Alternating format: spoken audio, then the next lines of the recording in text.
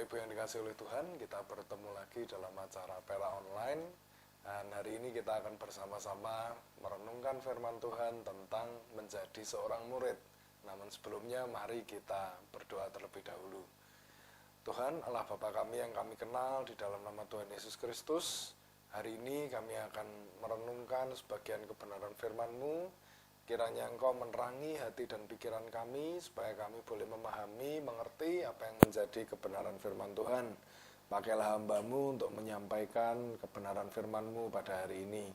Terima kasih ya Tuhan, di dalam nama Yesus kami sudah berdoa. Amin. Nah Bapak Ibu, kita akan membuka Alkitab kita dalam Lukas 14 ayat 26 sampai 27. Lukas 14 ayat 26 sampai 27.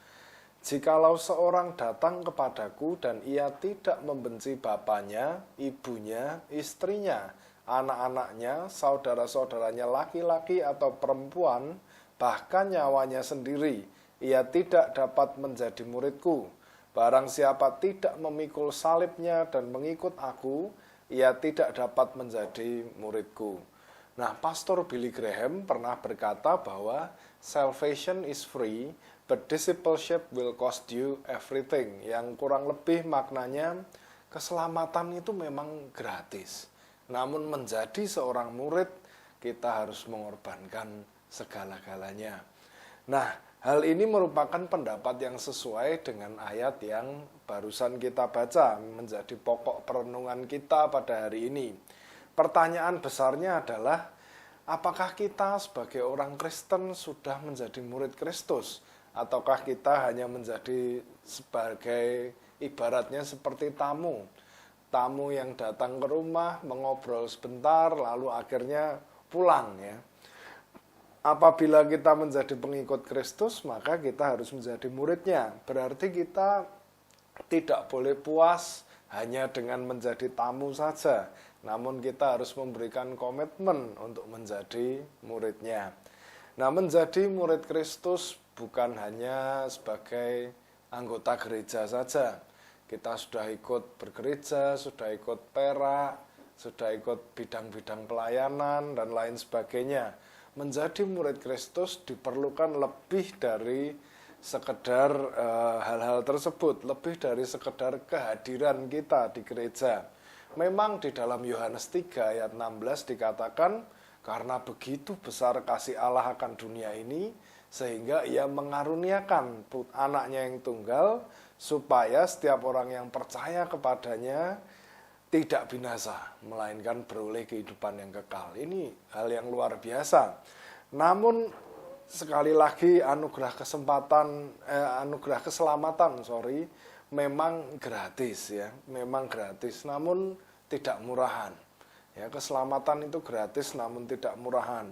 Seringkali kita meremehkan yang gratis-gratis ya. Kalau kita membeli suatu barang lalu dapat gratis barang yang lain, biasanya barang yang lain itu harganya pun tidak terlalu mahal begitu ya. Sehingga hal-hal yang gratis dibagi-bagikan secara gratis rata-rata itu tidak terlalu berharga.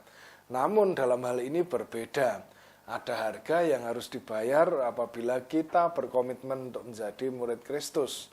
Mengapa demikian?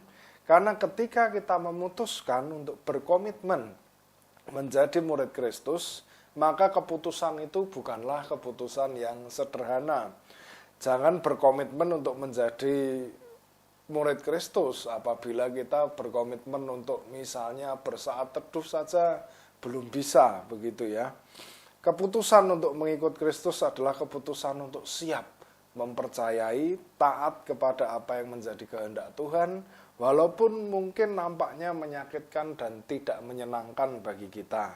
Lalu bagaimana kita bisa mulai menjadi murid Kristus? Yang pertama, menjadi murid Kristus adalah undangan bagi semua orang. Ya, Lukas 9 ayat 23 berkata, Lukas 9 ayat 23, katanya kepada mereka semua, setiap orang yang mau mengikut aku, ia harus menyangkal dirinya sendiri, memikul salibnya setiap hari dan mengikut aku. Nah, Kesempatan untuk menjadi murid Kristus itu terbuka bagi semua orang. Artinya semua orang boleh menjadi murid Kristus. Menjadi murid Kristus bukanlah hal yang eksklusif begitu ya. Hanya sebagian orang yang terpilih saja yang boleh menjadi murid Kristus. Tidak demikian. Namun semua orang seperti yang dikatakan dalam Lukas 9 ayat 23, setiap orang yang mau mengikut aku. Artinya semua orang boleh. Tidak ada orang yang terlalu jahat atau terlalu baik untuk menjadi muridnya. Apapun yang telah diperbuat di masa lalu, kejahatan sejahat apapun, apabila seseorang mau mengaku dosanya dan bertobat kembali kepada Tuhan, maka oleh kemurahan Tuhan, dosa-dosanya akan diampuni.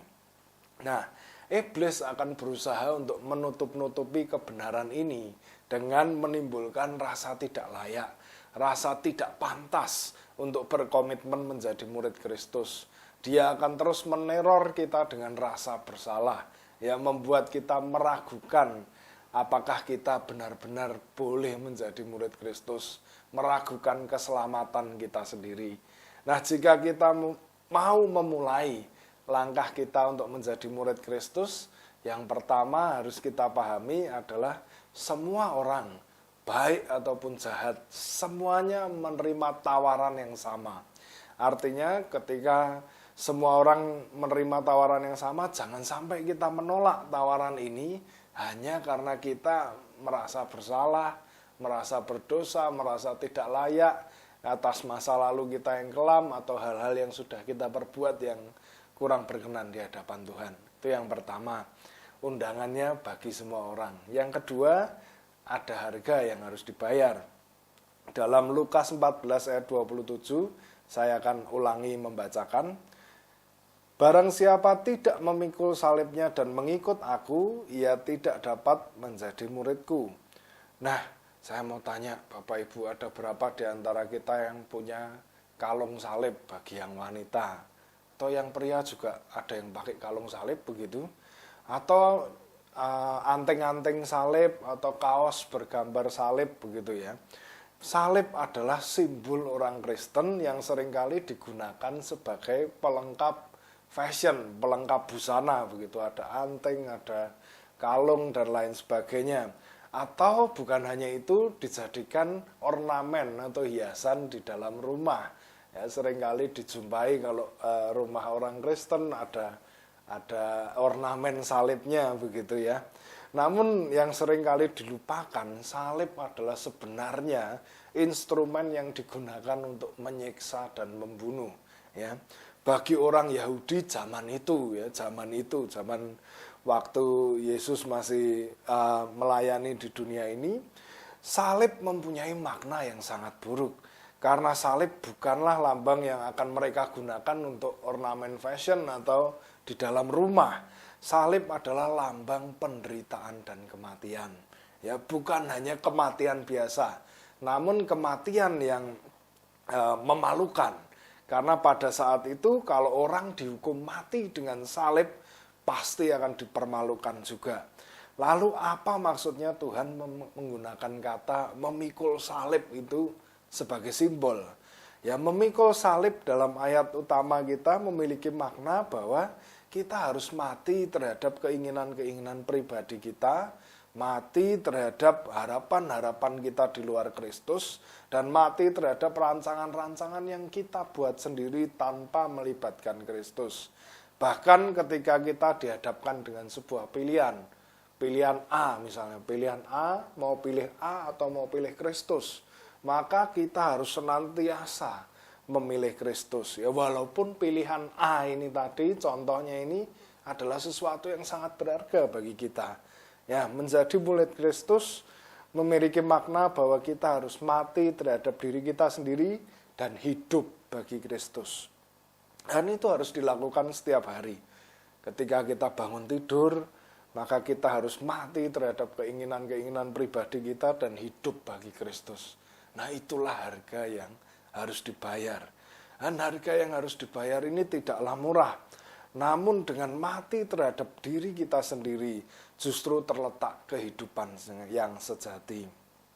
Yesus tidak benar-benar menginginkan kita supaya membenci bapak kita, orang tua kita, atau anak-anak kita, atau keluarga kita. Maksudnya bukan demikian dari ayat yang ke-26 tadi. Namun hal itu dikatakan untuk menggambarkan seperti apa komitmen yang dibutuhkan, yang harus dimiliki oleh seorang murid. Komitmen untuk selalu memilih Kristus di atas pilihan-pilihan yang lain. Dari perumpamaan itu kita bisa menilai diri kita sendiri. Sudah sampai di mana kita dalam mengikut Kristus. Dan kita juga memperoleh gambaran ya tentang seberapa mahal harga yang harus dibayar. Nah, Tuhan pasti akan memampukan kita untuk membayar harga tersebut. Dia akan memberikan kekuatan bagi kita untuk memikul salib kita. Dengan syarat salibnya harus tetap dipikul. Ya, bukan lantas diletakkan dan menyerah. Harga yang harus dibayar harus tetap dibayar. Apabila kita merasa harga tersebut masih terlalu mahal, maka kemungkinan kita belum siap untuk menjadi murid Kristus. Saya berharap kita semua sudah siap ya, membayar harganya, karena menjadi murid Kristus adalah keputusan yang terbaik yang pernah kita buat seumur hidup. Ya. Tuhan tahu bahasa air mata. Dia mengenal kita dengan sangat-sangat baik, sehingga dia tidak mungkin memberikan salib yang terlalu berat. Ya, salib yang lebih berat dari kemampuan kita bisa menggotong. Tidak mungkin. Juga dia tidak akan memberikan harga yang terlalu mahal, sehingga kita tidak sanggup untuk membayar.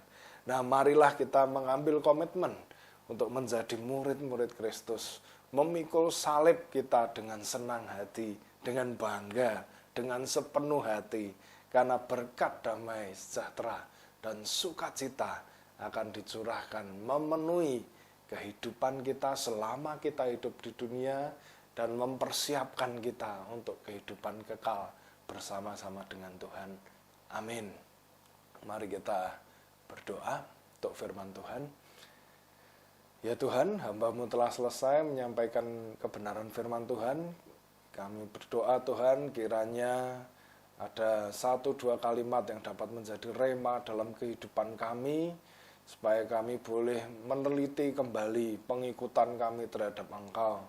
Dan apabila saat ini Tuhan kami telah mengambil keputusan untuk berkomitmen menjadi murid Kristus, Tuhan yang memberi kemampuan bagi kami, supaya kami boleh dengan kuat, dengan sabar, dengan sukacita kami boleh memikul salib yang telah Engkau sediakan bagi kami setiap hari. Dan kiranya kami mampu untuk membayar harga sebagai seorang murid. Dan kami akan, ketika kami menghadapi Engkau dalam akhir kehidupan kami nanti, kami menjadi murid-murid yang baik. Terima kasih ya Tuhan. Hanya di dalam nama Tuhan Yesus Kristus kami sudah berdoa. Amin.